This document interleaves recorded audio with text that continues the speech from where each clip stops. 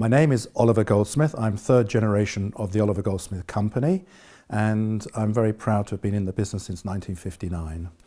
How many pairs of spectacles and sunglasses do I own? Well, I would say too many. I have the choice of everything, but I tend to work around 6 to 8 pairs. My favourite pair of glasses during my career would be called Murphy, and it was a large square keyhole frame, and I just adored it. And I said to myself, this is the frame I'm going to wear for the rest of my life. Now you have to bear in mind I designed it in the early 70s, and I put away 20 pairs of the Murphy frame, but during the course of one of our moves, they disappeared. And I was really, really upset because I didn't have it. But my Japanese licensee said to me, well, look, we'll put it back into the collection, then you can have it again, which they did. And of course, I've now got my Murphy back.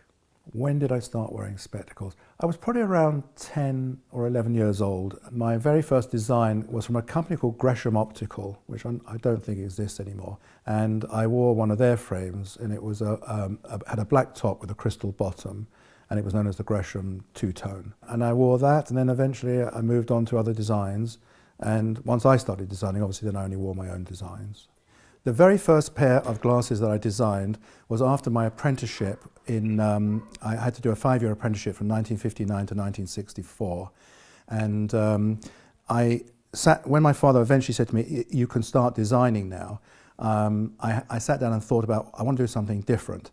So what I did is I created a frame that had no outward bump on the nose, and also most of the joints were at the top, the fitting of the sides were at the top of the frame. I moved it down to the middle and came out with this design which was called RIP. My father put it on display in the showroom, and the first person who came in to have a look at look for new frames was Lord Snowdon, who was married to Princess Margaret at the time.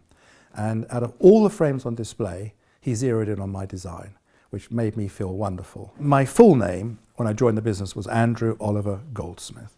And I was Andrew for the 5 years of my apprenticeship. I was Andrew. So in 1964, when my father said to me, right, it's now time for you to be Oliver Goldsmith, and I want you to change your name and call yourself Oliver and be Oliver and change your signature and everything. And I looked at my father and said, well, who will you be? And he said, well, I'll be known as the old man. My father packed me off to New York to an English guy that he knew living there, who was a complete extrovert, and he was going to, because Andrew was very introvert and Oliver had to be extrovert, and this was a difficulty that my father saw. So I went to New York for 3 weeks, and this guy taught me everything about being an extrovert, and that's how I became Oliver.